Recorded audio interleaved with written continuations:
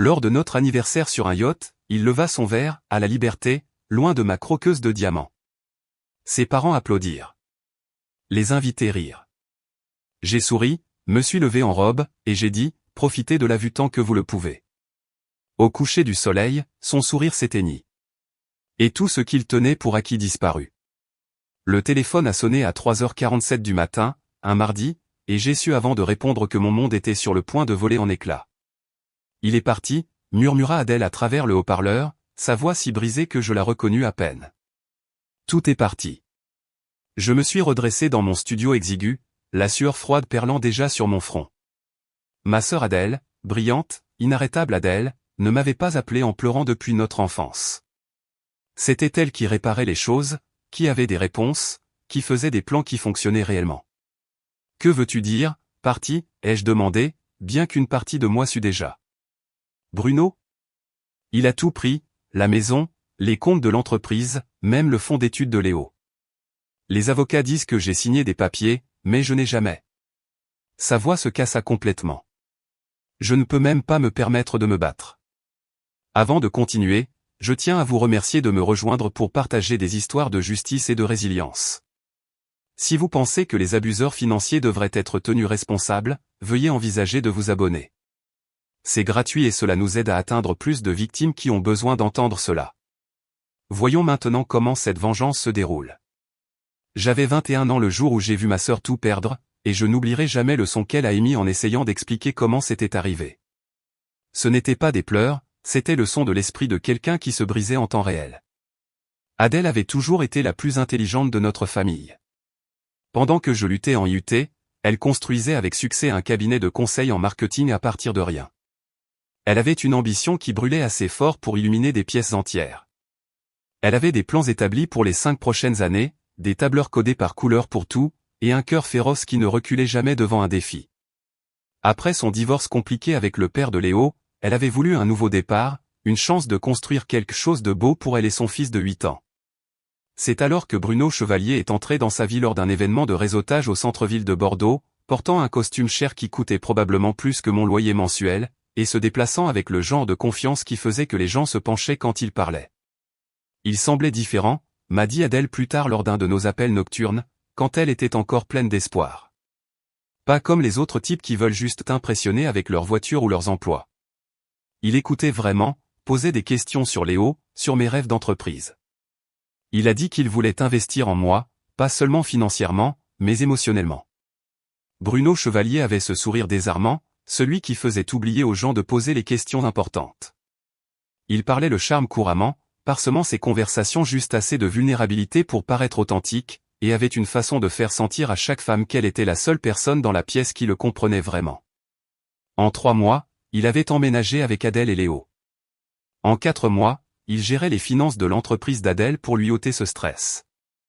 Au 5e mois, il prenait des décisions concernant les investissements, l'immobilier et les frais de scolarité de l'école privée de Léo. 6 mois plus tard, elle était ruinée. L'avis de saisie est arrivé un jeudi.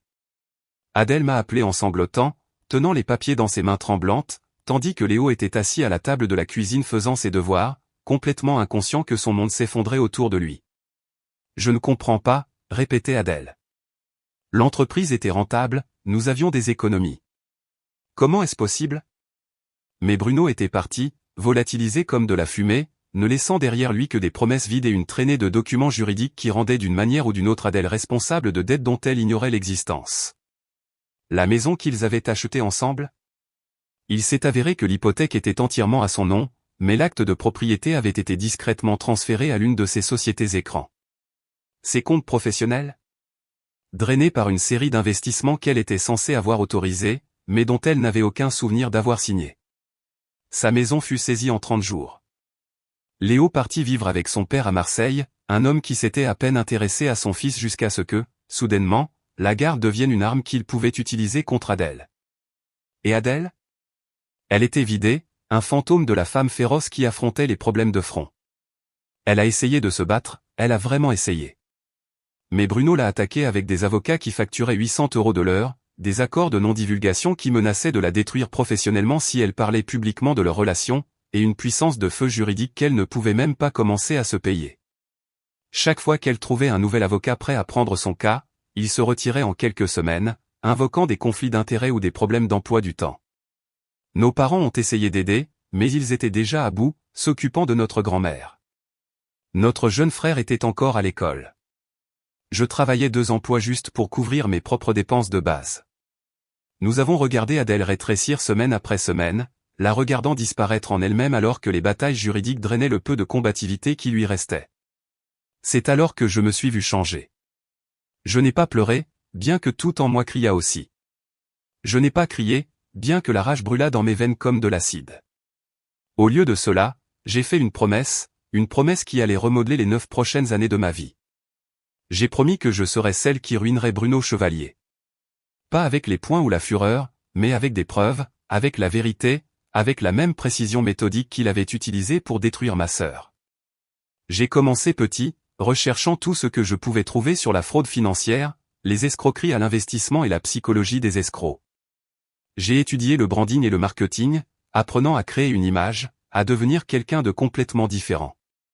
J'ai suivi des cours en criminalistique numérique, en comptabilité et en droit des affaires. J'ai changé légalement mon nom de Chloé Petit à Eva Chevalier. J'ai adopté une coupe de cheveux complètement différente, appris à moduler ma voix différemment, adopté de nouvelles manières et tournures de phrases. Je me suis construite pour devenir la femme que Bruno Chevalier ne soupçonnerait jamais, quelqu'un d'assez sophistiqué pour évoluer dans ses cercles, d'assez intelligent pour comprendre ses jeux, mais d'apparence assez naïve pour devenir sa prochaine cible. Il m'a fallu 9 ans pour devenir Eva Chevalier, consultante financière et conseillère de confiance pour les particuliers fortunés. 9 ans à me réinventer, à étudier ses habitudes, à suivre ses mouvements à travers les revues économiques et les publications sur les réseaux sociaux. À 30 ans, j'étais prête. Et à Cannes, lors d'un gala de charité exclusif, je l'ai revu. Bruno Chevalier, l'homme qui avait volé la vie de ma sœur, se tenait près du bar, racontant une histoire élaborée à un groupe d'admirateurs, son rire traversant la pièce comme si rien ne s'était jamais passé. Il ne m'a pas reconnu quand je me suis approché. Bien sûr que non. Il voyait ce qu'il voyait toujours quand il regardait les femmes, une cible potentielle, un miroir pour refléter sa propre magnificence, une fan attendant d'être éblouie. Quand il a souri de ce même sourire désarmant et a demandé si nous nous étions déjà rencontrés, j'ai souri en retour et j'ai dit les mots qui allaient commencer sa chute. Pas encore, ai-je dit, mais j'ai le sentiment que nous allons très bien nous connaître. Et c'est ainsi que cela a commencé. L'ego de Bruno était sa faiblesse, et je suis devenu sa drogue. Tu es différente des autres femmes, m'a-t-il dit lors de notre 3e rendez-vous, faisant tourner son vin comme s'il dirigeait un orchestre. La plupart d'entre elles veulent juste parler d'elles-mêmes. Toi, tu écoutes vraiment. J'ai légèrement incliné la tête, laissant mes yeux s'écarquiller avec ce que j'espérais ressembler à une fascination sincère. Je trouve les gens qui réussissent si intéressants. Comment lisez-vous si bien le marché alors que tout le monde semble manquer les schémas évidents? Sa poitrine s'est visiblement gonflée. Il s'agit de comprendre la psychologie humaine. Les gens sont prévisibles quand on sait sur quel bouton appuyer. J'ai ri à son explication, pas trop fort, juste assez pour flatter son ego. C'est brillant. Je n'y aurais jamais pensé de cette façon. En 6 semaines, il m'appelait tous les matins et m'envoyait des SMS toute la journée. J'ai répondu avec un enthousiasme prudent, posant des questions qui le faisaient se sentir comme un mentor, un génie, un homme digne d'être étudié. Je suis devenu son public préféré, unique. Emménage avec moi, a-t-il dit après notre 8e semaine ensemble, le présentant comme un cadeau généreux plutôt que comme une demande. Cet appartement à toi est indigne de toi. Tu mérites mieux. Son pantouf surplombait la croisette, tout en verre et en acier, avec des œuvres d'art coûteuses qui criaient l'argent sans pour autant exprimer le goût. Je l'ai parcouru pour la première fois, cataloguant mentalement chaque coin, chaque cachette potentielle, chaque angle où je pourrais placer ce dont j'avais besoin. C'est incroyable, ai-je soufflé, passant mes doigts sur le comptoir en marbre.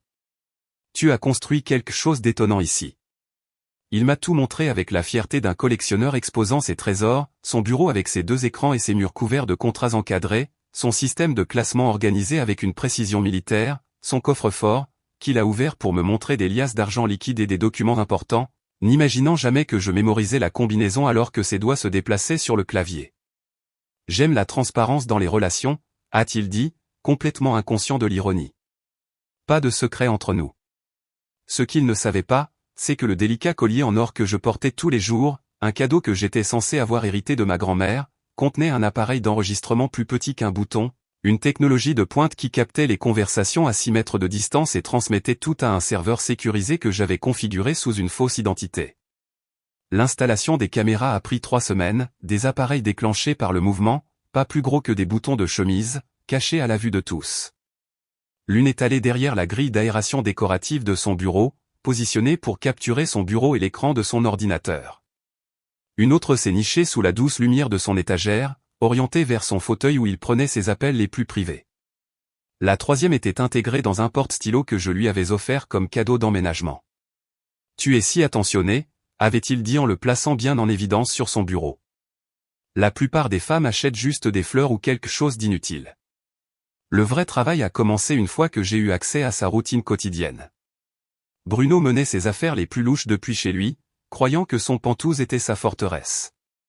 Il arpentait son bureau, parlant à ses clients en haut-parleur, ne sachant jamais que chaque mot était enregistré. « Ces gens sont des idiots », a-t-il dit un après-midi, raccrochant au nez d'une femme en sanglots qui venait de perdre ses économies de retraite.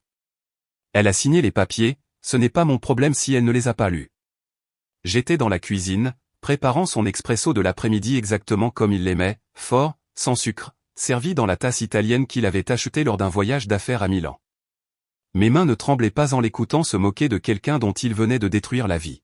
« Tout va bien, chérie », ai-je appelé doucement. « Juste en train de traiter avec un autre client qui ne supporte pas la réalité », a-t-il répondu. « Certaines personnes méritent de perdre leur argent. » Je suis entré dans son bureau, portant le café, mon sourire parfaitement calibré. « Tu travailles si dur pour aider les gens. Ça doit être frustrant quand ils n'apprécient pas ton expertise. » Il a pris la tasse de mes mains, ses doigts effleurant les miens. « C'est pour ça que je t'aime. Tu comprends. Le monde des affaires n'est pas un conte de fées. » Claire, son assistante, est devenue une alliée inattendue dans ma collecte de renseignements. C'était une femme d'une 50aine d'années, sincèrement gentille, avec des photos de ses petits-enfants couvrant son bureau et une tendance à trop se confier quand elle se sentait à l'aise avec quelqu'un. « Je lui apporte du café tous les mardis », ai-je dit à Bruno un soir. Elle semble seule depuis le décès de son mari. « Bien », a-t-il dit sans lever les yeux de sa tablette. « Fais en sorte qu'elle soit heureuse.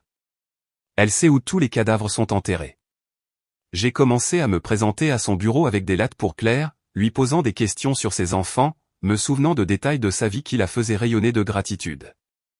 Elle a commencé à se confier à moi sur le stress au travail, sur les clients qui appelaient en hurlant, sur les heures étranges que Bruno gardait et les réunions mystérieuses qui n'étaient pas sur son calendrier officiel. « Il a de la chance de t'avoir », m'a-t-elle dit un après-midi, ajustant ses lunettes de lecture. La plupart de ses petites amies n'ont jamais duré plus de quelques mois. Tu es la première qui semble vraiment se soucier de son travail. Les épouses des investisseurs étaient plus difficiles à cerner, mais j'ai parfaitement joué le rôle de la nouvelle petite amie admirative lors des cocktails et des événements caritatifs. J'ai posé des questions sur le succès de leur mari, complimenté leurs bijoux, retenu les noms de leurs enfants. Elles ont commencé à m'inclure dans des discussions de groupe et des invitations à déjeuner, me traitant comme le dernier accessoire de Bruno tout en partageant des ragots sur les affaires et les drames familiaux. Même Marc, le consultant informatique de Bruno, a commencé à me faire confiance après que je l'ai aidé à résoudre les problèmes des dissertations de candidature à l'université de sa fille.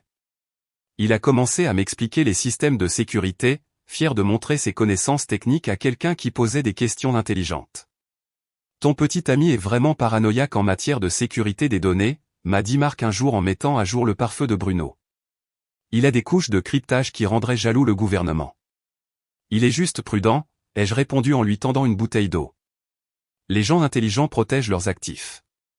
Personne n'a remarqué que j'écoutais toujours, que je regardais toujours, que j'archivais toujours chaque détail pour une utilisation ultérieure.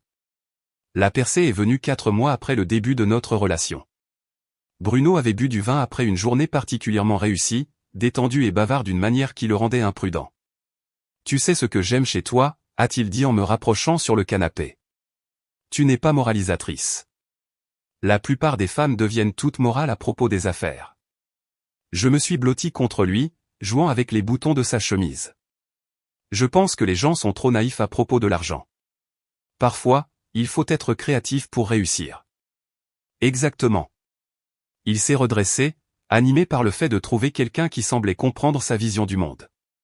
Comme cette fois où j'ai emprunté de l'argent au père de mon colocataire d'université pour un investissement commercial. Jamais remboursé, évidemment. Le vieil homme était plein aux as de toute façon. J'ai ri doucement, comme s'il avait partagé une anecdote charmante. C'est ingénieux. J'ai fait quelque chose de similaire une fois. J'ai emprunté de l'argent à un ami et je ne l'ai jamais remboursé. Je me sentais mal à ce sujet, mais... Ne te sens pas mal, a-t-il dit, ses yeux s'illuminant d'approbation. Bien joué, ma fille. C'est comme ça qu'on gagne. La morale, c'est pour les perdants qui restent pauvres. Cette nuit-là, je suis resté éveillé à côté de lui, enregistrant sa respiration régulière, sachant que je venais de capturer quelque chose d'inestimable, pas seulement ses mots, mais sa philosophie, son absence totale de conscience mise à nu dans un moment d'honnêteté alimenté par le vin. 6 mois plus tard, il m'a demandé en mariage sur un yacht en Corse, le coucher de soleil peignant le ciel dans des tons d'or et de cramoisi derrière lui. La bague était énorme, un diamant de sang, bien qu'il ne l'admettrait jamais et il l'a présentée comme s'il m'offrait les joyaux de la couronne. « Épouse-moi », a-t-il dit en s'agenouillant sur le pont. « Officialisons ça. » J'ai dit « oui », et j'ai pleuré, de vraies larmes coulant sur mes joues alors qu'il glissait la bague à mon doigt. Il pensait que je pleurais parce que j'étais heureuse, parce que j'étais submergé par son grand geste et la promesse d'un avenir luxueux. Mais je pleurais parce que je savais que ce mariage me donnerait accès à ses mots de passe, à ses comptes, à ses secrets les plus profonds. Je pleurais parce qu'après tous ces mois de planification minutieuse, j'étais enfin assez proche pour le détruire. De retour à la maison, j'ai attendu que Bruno s'endorme avant de me diriger vers mon ordinateur portable. J'ai ouvert mon email crypté et composé un message à Gérald, mon détective privé. L'objet était simple, mise à jour. Le message était encore plus simple, nous sommes fiancés. Sa réponse est arrivée en quelques minutes, excellent. La phase 2 commence maintenant. Le mariage fut petit, intime, exactement comme Bruno le voulait, juste ses parents, quelques associés et les témoins légaux minimaux requis. J'avais suggéré d'inviter ma famille, mais il avait rejeté l'idée d'un geste de la main. Gardons ça chic, avait-il dit. Tes gens ne comprendraient pas le style de vie que nous construisons. L'acte de mariage était à peine sec que tout a basculé. Soudain, j'avais un accès légal à des comptes que je n'avais fait qu'entrevoir auparavant. Des cartes de crédit conjointes sont arrivées par la poste avec mon nouveau nom embossé en lettres d'or. Il m'a ajouté à ses polices d'assurance professionnelle et m'a inscrite comme contact d'urgence sur des formulaires que je n'avais jamais vus. Bienvenue dans la cour des grands, Madame Chevalier, a-t-il dit en me tendant une carte American Express noire. Maintenant, tu peux enfin t'habiller en conséquence. Mais avec l'accès est venue la surveillance. Pas de l'extérieur, de lui. Le mariage n'était pas un partenariat dans le monde de Bruno, c'était une propriété. L'Hermès te va mieux que le Lancel, a-t-il dit un matin, examinant d'un œil critique mon choix de tenue. Nous rencontrons les Martins pour le brunch. L'image compte.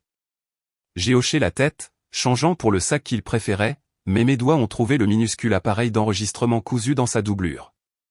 Chaque conversation, chaque commentaire cruel, chaque cruauté désinvolte était capturée et transmise à des serveurs qu'ils ne trouveraient jamais. Les nouvelles caméras étaient plus faciles à installer maintenant que j'habitais là en permanence. L'une est allée dans la chambre principale, cachée à l'intérieur de la lampe décorative que j'avais achetée pour notre anniversaire. Une autre était intégrée dans le cadre de notre photo de mariage ironique, compte tenu de ce qu'elle capturerait finalement. La troisième était la plus audacieuse, intégrée dans son chargeur d'ordinateur portable, enregistrant tout ce qui apparaissait sur son écran. Son stockage en nuage était le véritable trésor. En utilisant les mots de passe que j'avais mémorisés pendant nos fiançailles, j'ai synchronisé toute sa vie numérique sur un serveur distant sous une identité qui n'existait pas sur papier. Des années de fraude téléchargées dans des dossiers organisés, communication client, documents falsifiés, virements bancaires, registres de sociétés écrans. L'ampleur était stupéfiante. Tu t'améliores avec cette technologie, a commenté Bruno un soir, me regardant travailler sur mon ordinateur portable. Peut-être devrais-je te mettre en charge de notre sécurité numérique. J'essaie juste de suivre mon brillant mari, ai-je répondu en fermant l'écran qui me montrait en train de copier ses fichiers sur mes disques cryptés. Mais le mariage a également révélé les profondeurs de sa cruauté d'une manière que je n'avais jamais connue auparavant. Bruno ne voulait pas seulement l'admiration, il voulait un contrôle total. Envoie-moi un texto quand tu arrives au déjeuner avec ton ami d'université, a-t-il dit un mardi matin, et quand tu pars? J'aime savoir où est ma femme. Bien sûr, j'ai accepté, bien que mon ami n'existât pas. Au lieu de cela, j'ai passé ces heures dans un café, transcrivant des enregistrements et recoupant les noms des victimes avec les rapports de police. Il a commencé à tout critiquer, mes cheveux, mon poids, mon choix de livre, même la façon dont je riais à ses blagues. Ce rire sonne faux, disait-il. Détends-toi, sois naturel. Les commentaires sur ma famille étaient les plus difficiles à supporter. Ta sœur a vraiment raté sa vie, n'est-ce pas, a-t-il dit nonchalamment pendant le dîner un soir. Heureusement que tu as appris de ses erreurs. J'ai hoché la tête, coupant mon steak avec une précision chirurgicale. Elle a toujours été trop confiante. Exactement. La confiance coûte cher. La plupart des gens ne peuvent pas se la permettre. Chaque insulte, chaque manipulation, chaque destruction désinvolte de mon estime de soi allait dans le journal que je gardais caché sous une lame de parquet lâche dans notre dressing. Le bois dur s'était légèrement déformé à cause d'une ancienne fuite d'eau, créant la cachette parfaite pour un carnet relié en cuir qui détaillait sa guerre psychologique. Jour 47 du mariage, a qualifié ma cuisine de « banale » devant son partenaire commercial, m'a fait refaire le dîner pendant qu'il regardait. Jour 63, m'a dit que j'avais pris du poids, a dit que les hommes qui réussissent ont besoin d'épouses qui maintiennent leurs valeurs. Jour 89, m'a empêché d'appeler mes parents le jour de mon anniversaire, a dit que ma famille était des « vampires d'énergie » qui ne méritaient pas mon temps. La percée est venue lors de notre voyage à Chamonix. Bruno avait conclu une affaire particulièrement importante impliquant une start-up technologique et plusieurs fonds de pension. Le dîner de célébration s'est prolongé tard dans la nuit, avec du vin cher coulant à flot et sa garde complètement baissée. Tu sais ce qui est drôle dans ce métier, a-t-il dit en faisant tourner son verre de Dom Pérignon. Les gens pensent toujours qu'ils sont plus malins que toi. Ils pensent qu'ils peuvent déjouer le système. Mais tu as toujours une longueur d'avance. J'ai encouragé, remplissant son verre. Il a ri, fort et dur. Une femme a essayé de me ruiner une fois. Ta sœur, en fait. A-t-elle quelque chose? Ça m'a coûté beaucoup de temps et d'argent avec ses avocats et ses bêtises médiatiques. Mon sang s'est glacé, mais j'ai gardé une expression neutre. Que s'est-il passé? Je l'ai enterré, a-t-il dit avec satisfaction. Détruit sa réputation, ses finances, lui ai enlevé son gamin. Elle pensait qu'elle pouvait me combattre? S'il te plaît, je fais ça depuis l'université. Elle n'était qu'une autre victime. Il a continué à parler, détaillant exactement comment il avait manipulé le système judiciaire, soudoyé des fonctionnaires et systématiquement détruit la vie d'Adèle. Chaque mot était enregistré par 3 appareils différents, mais j'avais besoin qu'il continue. Elle le méritait, ai-je dit doucement. Les gens qui te contrarient apprennent à leurs dépens. Exactement. Il a frappé la table de la main, faisant sauter les couverts. La loyauté, c'est tout. La trahison est punie. C'est comme ça qu'on construit un empire. Cette nuit-là, après que Bruno se soit évanoui sur le lit king-size californien, je me suis assise dans la salle de bain avec mon ordinateur portable, cryptant les enregistrements de 3 manières différentes. J'ai fait des copies sur des disques séparés, téléchargé des doublons sur des serveurs sécurisés dans différents pays et créé une sauvegarde physique que j'ai scellée dans un conteneur étanche. Le lendemain matin, j'ai conduit jusqu'à une banque privée au centre-ville de Genève et j'ai ouvert un coffre-fort au nom d'Eva Chevalier. À l'intérieur se trouvait le disque crypté contenant les aveux de Bruno sur Adèle, ainsi que la documentation de chaque crime qu'il avait commis en ma présence. De retour à la maison, j'ai établi un contact officiel avec Gérald pour la première fois. C'était un expert comptable judiciaire à la retraite dont le fils, David, avait été l'une des premières victimes de Bruno, un jeune entrepreneur qui avait perdu sa société de logiciels et les économies de sa famille à cause du montage pyramidal de Bruno 7 ans plus tôt. David a sauté du viaduc de Millau, m'a dit Gérald lors de notre première rencontre en personne dans un café à l'extérieur de Marseille. Il a laissé derrière lui une femme et des jumeaux en bas âge. Bruno Chevalier a tué mon fils aussi sûrement que s'il l'avait poussé lui-même. Ensemble, nous avons construit ce que nous avons appelé le « dossier Chevalier », une chronologie complète de l'activité criminelle de Bruno s'étalant sur 15 ans. L'expertise comptable de Gérald, combinée à mon accès privilégié, a créé un dossier inattaquable. Nous avons tracé l'argent à travers des dizaines de sociétés écrans, relié les témoignages des victimes aux relevés financiers et documenté des schémas de fraude qui s'étendaient sur plusieurs régions. C'est suffisant pour le mettre à l'ombre à vie, a dit Gérald un après-midi, examinant nos dernières découvertes. Mais nous avons besoin du moment parfait, une seule chance pour s'assurer qu'il ne puisse pas s'en tirer. Le plan s'est cristallisé au cours de notre 4e année de mariage. Cela se passerait lors de notre 5e anniversaire de mariage, sur un yacht, exactement comme là où notre fausse relation avait vraiment commencé avec sa demande en mariage. Le symbolisme semblait approprié, finir là où tout avait commencé, mais avec les rôles complètement inversés. Il sera entouré des gens qui l'ont soutenu, ai-je expliqué à Gérald. Ses parents, ses partenaires commerciaux, les investisseurs qui ont fermé les yeux. Ils doivent tous le voir tomber. Gérald a hoché la tête, étudiant la liste des invités que j'avais préparés et les agents de la gendarmerie financière déjà confirmés. Ils se feront passer pour des investisseurs potentiels. Bruno adore se montrer devant les nouveaux riches. Seulement, cette fois, au lieu de me mettre une bague au doigt, il aura des menottes. Au lieu de me promettre un avenir, il risquera 25 ans à la perpétuité. Le dossier chevalier était complet. 5 ans de mariage, 9 ans de préparation et une vie de rage allaient converger en un moment parfait de justice. Bruno Chevalier avait enterré ma sœur, mais il avait commis une erreur fatale, il m'avait appris à l'enterrer en retour. Les semaines précédant notre 5e anniversaire ont exigé la performance de ma vie. Chaque détail devait être parfait, chaque élément calculé pour créer le scénario exact dont j'avais besoin. Bruno s'attendait à de la grandeur pour les célébrations marquantes, et j'étais plus qu'heureuse de lui offrir une fête qu'il n'oublierait jamais.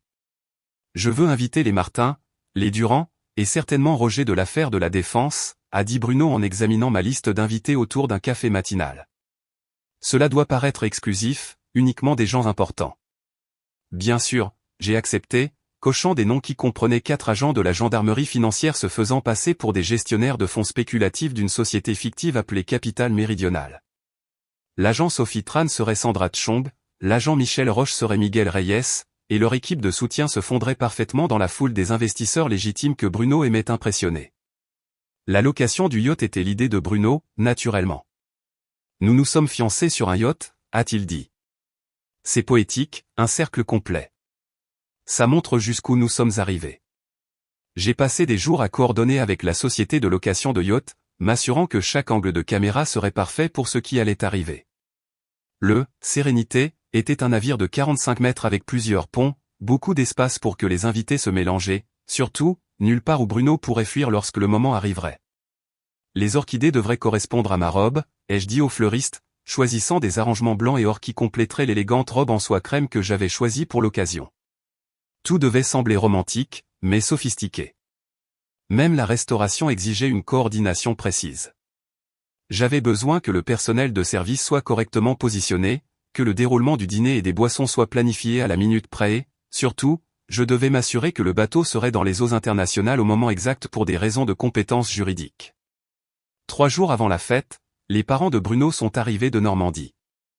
Richard et Marguerite Chevalier étaient de la vieille bourgeoisie enveloppée d'une nouvelle cruauté, le genre de personnes qui parlaient en langage codé des « bonnes personnes » et du maintien des « standards ». Ils avaient élevé Bruno pour qu'il croie que le monde lui devait tout, simplement parce qu'il existait. Eva, ma chérie, a dit Marguerite lors de leur dîner de bienvenue, sa voix dégoulinant de la condescendance qu'elle réservait aux personnes qu'elle considérait inférieures à son statut familial. Tu as si bien organisé cette célébration. Bruno a toujours dit que tu avais du potentiel. Merci, Madame Chevalier, ai-je répondu, jouant la belle-fille reconnaissante tout en cataloguant mentalement chaque commentaire dédaigneux pour ma dernière session d'enregistrement. Richard était pire, traitant notre fête d'anniversaire comme une opportunité de réseautage professionnel. Assure-toi de me placer à côté de ces types de Capital Méridional, m'a-t-il ordonné. Je cherche de nouveaux partenaires d'investissement depuis que l'affaire Leclerc a échoué. L'ironie était délicieuse. Le propre père de Bruno était impatient de rencontrer les agents qui allaient arrêter son fils. La nuit précédant la fête, le masque de Bruno est complètement tombé. Je l'avais déjà vu cruel, mais jamais avec un venin aussi pur que lorsqu'il arpentait son bureau, un scotch à la main, examinant les relevés financiers de ses dernières victimes. Ces gens sont si pathétiquement stupides, a-t-il craché dans son téléphone, parlant à son avocat d'un recours collectif qu'il combattait. Madame Petit pleure d'avoir perdu sa maison. Elle aurait dû lire les petits caractères. Ce n'est pas mon problème si elle a fait confiance à la mauvaise personne. Je me tenais dans le couloir devant son bureau, mon appareil d'enregistrement capturant chaque mot alors qu'il détaillait exactement comment il avait manipulé des clients âgés pour qu'ils lui cèdent leurs économies de retraite. La beauté, c'est qu'ils ne peuvent pas prouver l'intention, a-t-il continué, riant en décrivant la falsification de signatures et l'antidatage de documents. Le temps qu'il réalise ce qui s'est passé, l'argent est dans les comptes des îles Caïmans, et il parle à des avocats qui ne peuvent rien y faire. Il a pris une autre gorgée, sa voix devenant plus animée avec l'alcool et l'arrogance. Tu sais ce que j'aime le plus? Quand ils appellent en pleurant, me suppliant de leur rendre leur argent. Comme si je dirigeais une œuvre de charité au lieu d'une entreprise. Les idiots méritent ce qui leur arrive.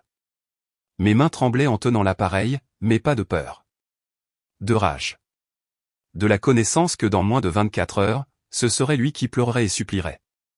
Le matin de la fête, j'ai fait venir Adèle et Léo à Cannes. Ils vivaient à Marseille depuis 3 ans, où Adèle avait lentement reconstruit sa vie, travaillant comme graphiste freelance.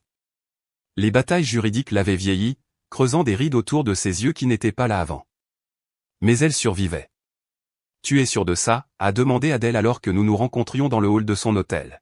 « Et si quelque chose tourne mal ?» Rien ne tournera mal, les jeux assurés, bien que mon cœur battît la chamade en la regardant serrer Léo dans ses bras. Mon neveu avait tellement grandi, maintenant âgé de 11 ans, avec les mêmes yeux déterminés qu'Adèle, mais une lassitude qui me brisait le cœur. 3 ans de visite limitée leur avaient volé tant de temps. Je ne peux pas promettre la justice, ai-je dit à Adèle alors que Léo explorait la fontaine du hall de l'hôtel. Mais je peux promettre qu'il ne ruinera personne d'autre après ce soir. Les affaires de Bruno Chevalier seront terminées pour toujours. Adèle a hoché la tête, les larmes menaçant de couler. Je n'aurais jamais pensé que quelqu'un me croirait. Je t'ai toujours cru, ai-je dit. Tout ce que j'ai fait, tout ce que je suis devenu, c'était pour toi, pour Léo, pour tout ce qu'il a détruit. Cet après-midi-là, j'ai supervisé chaque détail de la préparation du yacht. Les agents de la gendarmerie financière sont arrivés tôt, se glissant de manière transparente dans leur rôle d'investisseurs fortunés. L'agent Tran portait une superbe robe de cocktail noir et se déplaçait avec la confiance décontractée de quelqu'un habitué aux transactions de plusieurs millions d'euros. L'agent Roche arborait une montre chère et parlait avec connaissance des tendances du marché et des stratégies des fonds spéculatifs. Tout est en place, a murmuré l'agent Tran en passant près de moi près du bar. Nous serons prêts quand vous donnerez le signal. Bruno est sorti de la cabine principale portant son smoking le plus cher, celui qu'il avait acheté à Londres spécifiquement pour les événements où il voulait projeter un succès ultime. Il a inspecté le yacht avec satisfaction, complètement inconscient que ce serait son dernier moment de liberté. Parfait, a-t-il déclaré en ajustant ses boutons de manchette. C'est exactement comme ça que je voulais célébrer 5 ans de mariage avec le meilleur investissement que j'ai jamais fait. Même ses compliments étaient des transactions financières. Même son amour était calculé en termes de profit et de perte. Alors que le soleil commençait sa descente vers l'horizon, peignant la ligne d'horizon de Cannes dans des tons d'or et d'ambre, les invités sont arrivés par des bateaux-navettes qui les transportaient depuis la marina. Les rires et les conversations ont créé la bande-son parfaite pour ce que Bruno croyait être son triomphe. Il se déplaçait dans la foule comme un roi tenant sa cour, régalant les investisseurs d'histoires sur ses dernières affaires, acceptant les félicitations pour notre anniversaire, complètement inconscient du fait que 4 agents de la gendarmerie financière documentaient chaque déclaration incriminante qu'il faisait. Mesdames et messieurs, a appelé Bruno alors que le yacht atteignait les eaux internationales, le timing parfait pour un impact juridique maximal. Le coucher de soleil brillait derrière lui comme un projecteur sur une scène, projetant tout dans un relief dramatique. Il a levé sa coupe de champagne, son sourire large et confiant. Merci à tous de vous joindre à nous pour célébrer 5 années incroyables de mariage. 5 ans avec ma belle et dévouée épouse. Il a marqué une pause pour les faits, ses yeux rencontrant les miens de l'autre côté du pont. À la liberté, loin de ma croqueuse de diamants. Les rires ont éclaté autour de nous. Ses parents ont levé leurs verres, les associés ont ricané avec appréciation, même certains investisseurs ont souri, pensant que ce n'était que l'humour grossier typique de Bruno. Mais j'ai vu le venin dans ses yeux, la satisfaction cruelle d'un homme qui croyait avoir réussi à utiliser et à contrôler une autre personne. Il pensait célébrer sa victoire sur moi, sa manipulation réussie d'une autre victime. J'ai souri, me suis levé lentement, et posé mon champagne intact. Profitez de la vue tant que vous le pouvez, chérie. Les moteurs du yacht se sont soudainement coupés, ne laissant que le bruit des vagues contre la coque et le murmure confus des invités se demandant pourquoi nous nous étions arrêtés. 4 hommes en tenue tactique noire sont sortis du pont inférieur. L'agent Tran m'a fait un signe de tête. C'était le moment. J'ai fouillé dans mon sac à main et j'en ai retiré un disque dur étiqueté de mon écriture soignée, confession, triée par moi. Le visage de Bruno est passé de la confusion à une horreur naissante alors que je tendais le disque à l'agent Roche. « Qu'est-ce que c'est » a murmuré Bruno, sa coupe de champagne glissant de ses doigts inertes pour se briser sur le pont. Je me suis penché près de lui, assez près pour sentir son eau de Cologne chair une dernière fois, assez près pour voir le moment exact où son monde s'est effondré. Je l'ai embrassé sur la joue, doucement, comme une épouse aimante disant au revoir. « Ton jugement » ai-je murmuré. La fraction de seconde après avoir murmuré « ton jugement », les instincts de survie de Bruno se sont activés. Ses yeux ont parcouru frénétiquement le pont, calculant les issues de secours comme un animal acculé. La transformation fut instantanée, de prédateur confiant à proie désespérée. Il s'est jeté vers le côté tribord du yacht, bousculant sa propre mère dans sa panique. Marguerite Chevalier a trébuché en arrière, sa coupe de champagne s'envolant de ses mains manucurées pour s'écraser contre la rambarde du pont. Bruno, a-t-elle hurlé, plus outré par sa grossièreté que comprenant la gravité de la situation. Il n'est pas allé loin. L'agent Roche s'est déplacé avec la précision fluide de quelqu'un entraîné exactement pour ce scénario. 3 grandes enjambées l'ont amené à portée de main de Bruno, qui essayait frénétiquement de grimper par-dessus la rambarde de sécurité du yacht. « Gendarmerie financière, vous êtes en état d'arrestation » a crié Roche, sa voix tranchant la brise marine et le brouhaha confus. Les chaussures en cuir italienne chères de Bruno ont glissé sur la rambarde polie. Il s'est écrasé sur le pont, sa veste de smoking se déchirant alors qu'il heurtait le sol assez fort pour lui couper le souffle. Les invités ont éclaté en chaos. Madame Martin, l'épouse du dirigeant pétrolier, a poussé un cri perçant qui a semblé débloquer les voix de tout le monde en même temps. Roger Durand a laissé tomber son verre de vin, le liquide rouge se répandant sur le pont blanc comme du sang versé. Le téléphone de quelqu'un a retenti sur le sol alors qu'il cherchait à tâtons à enregistrer ce qui se passait. « Est-ce réel » a murmuré le docteur Patricia Morin, la dirigeante pharmaceutique, le visage pâle alors qu'elle serrait son collier de perles. Ce doit être une sorte d'erreur. L'agent Tran s'est déplacé pour sécuriser le périmètre pendant que ses collègues encerclaient Bruno. Elle a brandi son insigne à la foule stupéfaite, sa voix claire et autoritaire. « Brigade financière. Tout le monde, s'il vous plaît, restez calme et à votre place. » Bruno s'est relevé en chancelant, ses cheveux parfaitement coiffés en désordre, son nœud papillon pendant lâchement autour de son cou. Les yeux hagards, il s'est tourné vers son père. « Papa, appelle Maître Leroy, appelle les avocats. » C'est insensé. Richard Chevalier est resté figé, son visage passant par la confusion, l'embarras et une horreur naissante alors que les implications le frappaient. Son fils, son héritage, sa fierté, menottés sur un yacht rempli de leurs relations sociales les plus importantes. « Vous avez le droit de garder le silence » a commencé l'agent Roche, tirant les bras de Bruno derrière son dos avec une efficacité exercée. Le clic métallique des menottes a résonné sur le pont avec finalité.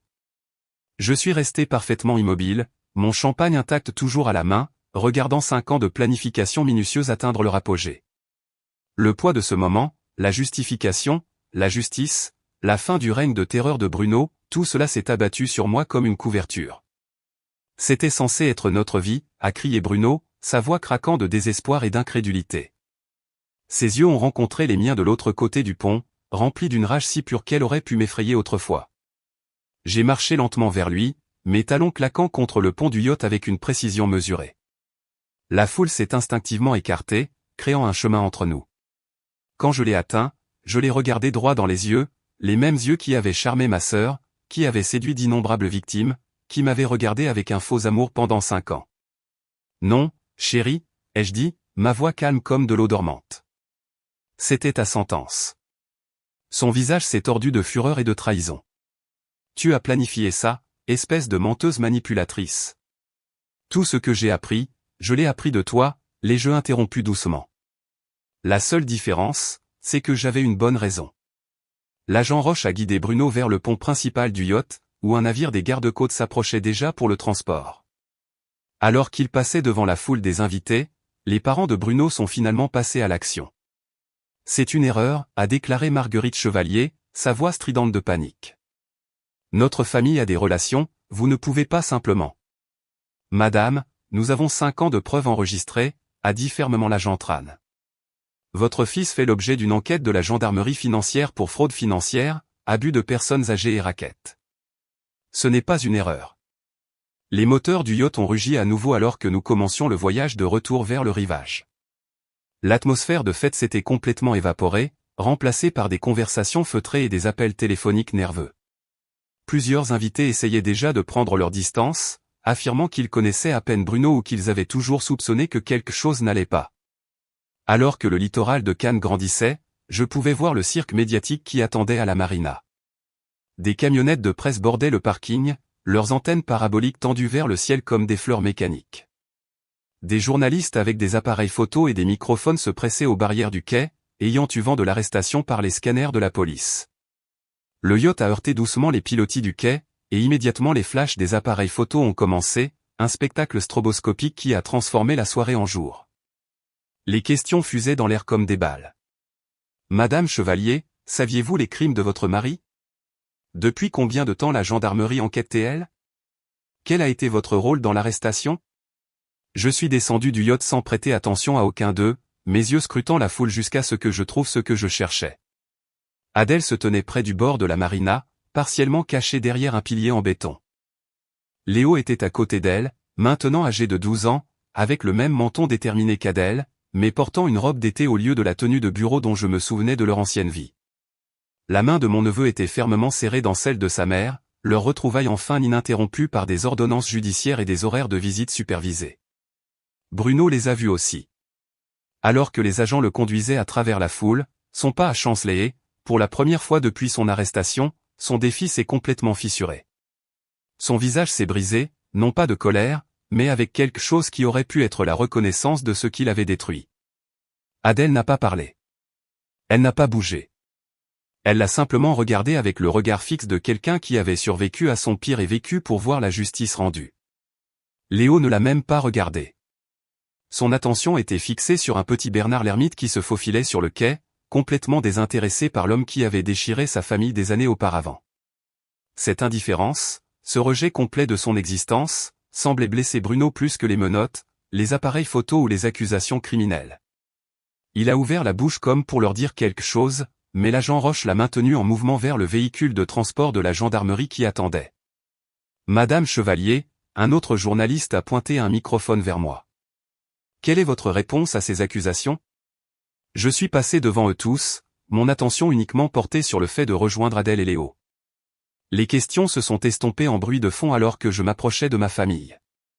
En 48 heures, le visage de Bruno était sur toutes les grandes chaînes d'information. Escroc millionnaire arrêté lors d'une fête d'anniversaire, titraient les journaux. Ses comptes professionnels ont été gelés en attendant l'enquête. Les victimes précédentes, encouragées par la nouvelle de son arrestation, ont commencé à se manifester avec leurs propres histoires d'abus financiers. Des procès qui avaient été réglés dans des circonstances douteuses ont été soudainement rouverts par des procureurs armés de nouvelles preuves. L'empire de mensonges qu'il avait construit pendant 15 ans s'est effondré en moins d'une semaine. Je n'ai pas regardé la couverture médiatique. Je n'ai pas lu les articles analysant ses crimes ou spéculant sur sa sentence.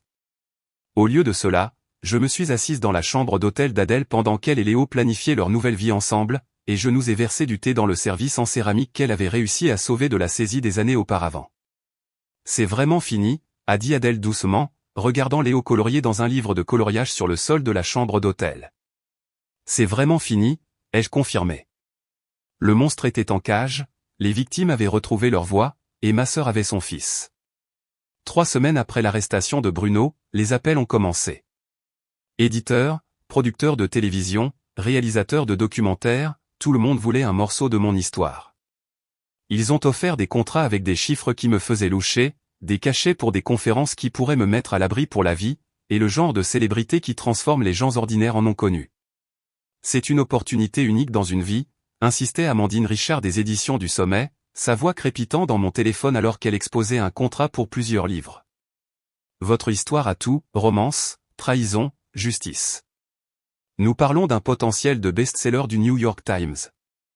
Je me suis assise dans mon appartement temporaire, entouré de boîtes de preuves dont je n'avais plus besoin, et je l'ai écouté peindre des tableaux de tournées de promotion et d'interviews télévisées. La femme qui avait passé 5 ans à prétendre être quelqu'un d'autre se voyait offrir la chance de devenir célèbre pour être enfin elle-même. J'apprécie l'offre, ai-je dit, la coupant au milieu de son argumentaire, mais je ne suis pas intéressé. Le silence s'est étiré pendant plusieurs secondes. Je suis désolé, avez-vous dit non à une avance à 7 chiffres? J'ai dit non à tout cela. Gérald a trouvé ma décision déconcertante lorsque je l'ai rencontré à notre café habituel le lendemain matin. Il avait lui-même reçu des demandes des médias, des producteurs désireux d'interviewer l'expert comptable à la retraite qui avait aidé à faire tomber Bruno Chevalier. Tu pourrais aider les gens en racontant ton histoire publiquement, a-t-il soutenu, remuant le sucre dans son café avec plus de force que nécessaire. Pense à toutes les femmes qui pourraient apprendre de ce que tu as fait. Je peux les aider plus efficacement sans caméra, ai-je répondu. Il ne s'agissait pas d'attention, Gérald. C'était pour Adèle. C'était pour David. C'était pour chaque personne que Bruno a détruite et qui ne pouvait pas se défendre. Il a hoché la tête lentement, la compréhension scintillant dans ses yeux burinés. Tu as raison. Certaines victoires sont trop importantes pour être transformées en divertissement. Les suites judiciaires se sont déroulées avec une rapidité surprenante. Le cas d'Adèle a été rouvert avec de nouvelles preuves, et le juge qui avait initialement statué contre elle n'a fait aucune tentative pour cacher son dégoût lorsque le dossier Chevalier a atterri sur son bureau.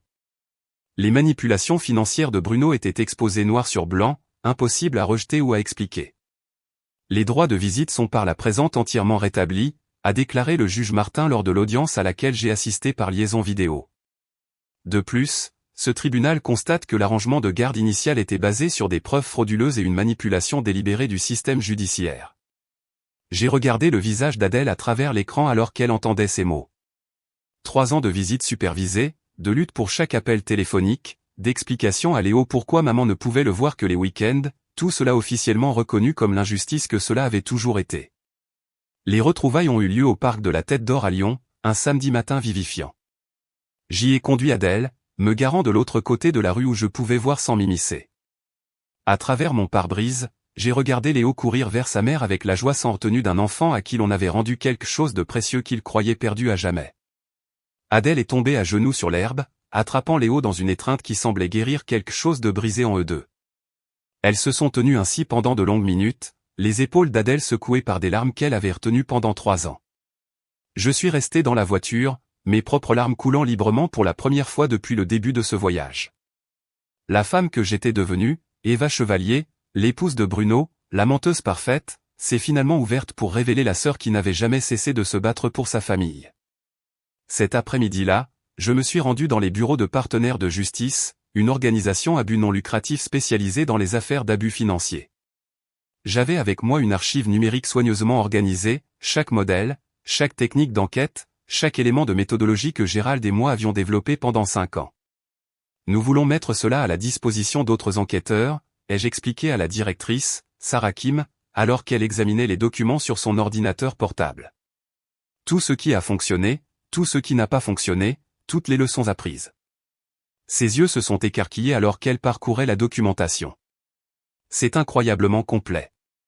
Le système de suivi chronologique à lui seul pourrait aider des dizaines de cas. Nous l'appelons le projet Chevalier, ai-je dit. Son nom devrait perdurer comme un avertissement, comme la preuve que les prédateurs peuvent être arrêtés si quelqu'un est prêt à faire le travail. En 6 mois, Partenaires de Justice avaient utilisé nos méthodes pour résoudre 2 cas similaires. D'autres organisations à but non lucratif ont demandé l'accès au modèle. Les forces de l'ordre ont commencé à intégrer nos techniques de criminalistique numérique dans leur programme de formation. L'héritage de Bruno Chevalier n'était pas l'empire de richesse qu'il avait essayé de construire, c'était le système conçu pour arrêter des gens exactement comme lui. J'ai utilisé l'argent du règlement de mon divorce. Les actifs gelés de Bruno ont finalement été distribués à ses victimes, Adèle recevant une part substantielle pour ouvrir mon propre cabinet. Pas un grand immeuble de bureau ni une vitrine tape à accent grave-l'œil, juste une suite tranquille dans un complexe professionnel où les femmes pouvaient venir planifier leur évasion de l'abus financier. Conseil en rétablissement financier, lisait-on sur la simple enseigne de ma porte. Confidentiel, sans jugement, axé sur les résultats. Ma première cliente fut Maria Santos, dont le mari vidait lentement leur compte joint tout en la convainquant qu'elle était mauvaise avec l'argent. Ma seconde fut Madame Chan, une personne âgée dont le fils adulte avait volé ses prestations de sécurité sociale et l'avait convaincue que c'était de sa faute si elle ne comprenait pas la banque moderne. Je n'ai pas fait de publicité ni cherché la publicité. Le bouche à oreille s'est propagé organiquement par le biais des travailleurs sociaux, des avocats spécialisés en divorce et des refuges pour femmes. Elles venaient à moi brisées et effrayées, convaincues qu'elles étaient impuissantes face à des systèmes conçus pour protéger les abuseurs. Je leur ai appris à tout documenter, à sécuriser leurs preuves, à monter des dossiers qui ne pouvaient être ni rejetés ni expliqués. Je leur ai donné les outils pour reprendre leur vie en main, comme j'avais repris celle d'Adèle.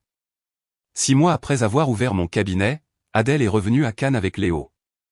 Ils ont loué une petite maison près de la plage, assez proche pour des dîners réguliers, mais assez loin pour leur donner l'espace de reconstruire leur relation sans le poids de ma croisade pesant sur eux. Un matin, nous marchions ensemble le long de la promenade de la Croisette pendant que Léo ramassait des coquillages et poursuivait les bécassos à travers l'écume.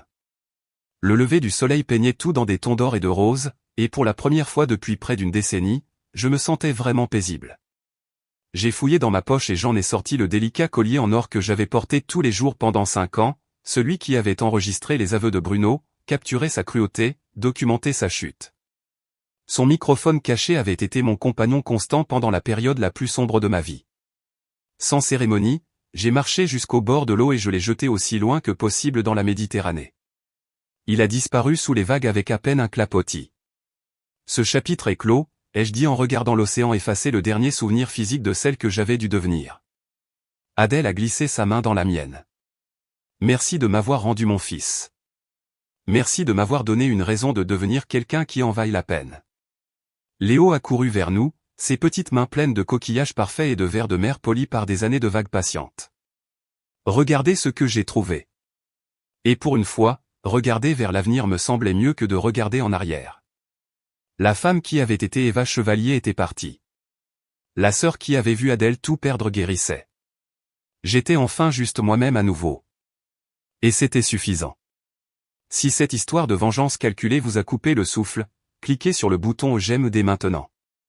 Ma partie préférée a été quand elle a murmuré « ton jugement » et a remis ce disque dur sur le yacht.